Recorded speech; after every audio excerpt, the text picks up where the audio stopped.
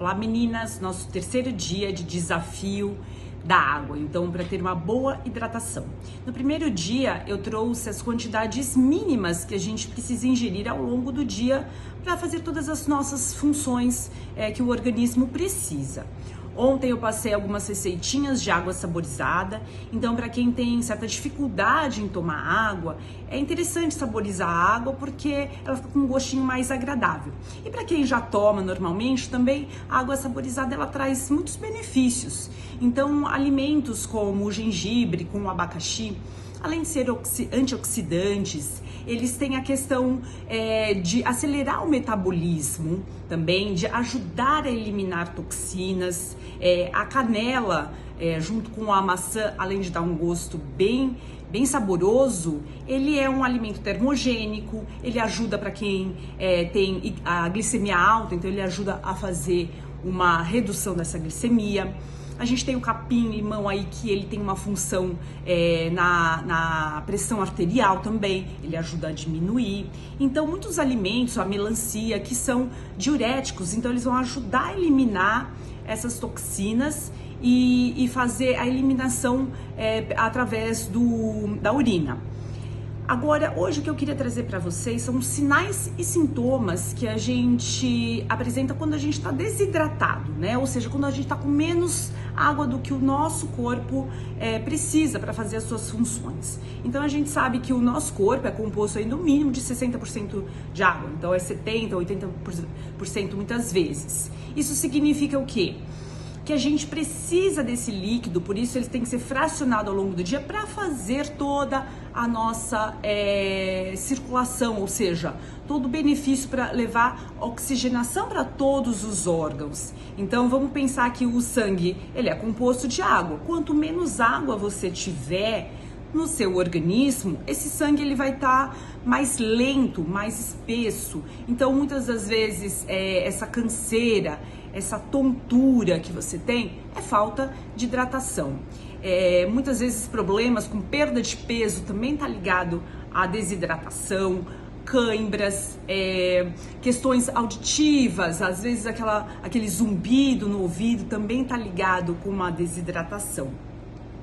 A gente precisa se atentar também, muitas das vezes que a gente acha que tá com fome e na verdade a gente tá com sede. Então a orientação é sempre que você tiver, tô morrendo de fome, quero comer um docinho, bebe um copo de água antes, porque muitas das vezes essa desidratação, o corpo ele tá pedindo um socorro de alguma forma.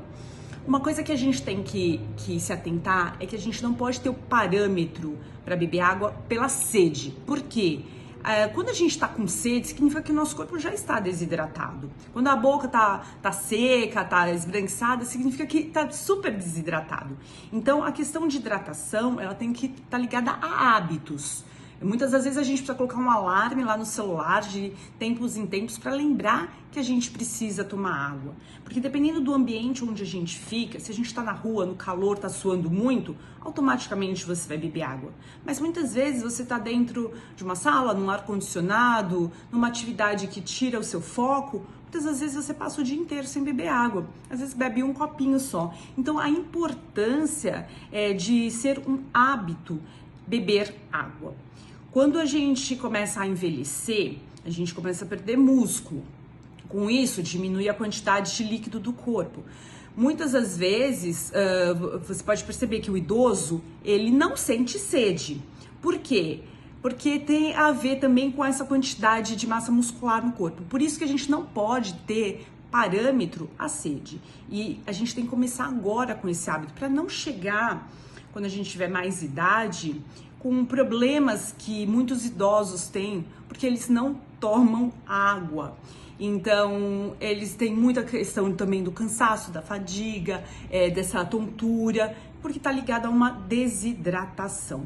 Então, hoje, o desafio é se atentar aos sinais, aos sintomas que o nosso corpo dá ao longo do dia e sempre buscar se hidratar. Então, tá com uma garrafinha por perto, ter essa água saborizada ao longo do dia para ajudar também nessa questão de desinchar, de desintoxicar. A água, ela é o detox principal quando a gente pensa em vamos dar uma detoxificada no seu organismo, a gente precisa começar com a água. Então, amanhã eu vou falar especificamente da água na atividade física. Então, para quem está começando a correr agora, nós que somos corredores e fazemos outras práticas de atividade física, outros esportes, o que tem a ver a intensidade, a duração da atividade física? Em que momento a gente tem que estar ingerindo essa água, a performance física, como que ela está ligada com a hidratação, a questão também da superidratação, a hiperidratação também, ela não é interessante quando ela não está sendo reposta com eletrólitos, como sódio, potássio. Então a gente precisa ter um equilíbrio no nosso organismo para desempenhar as funções necessárias que a gente precisa para ter qualidade de vida.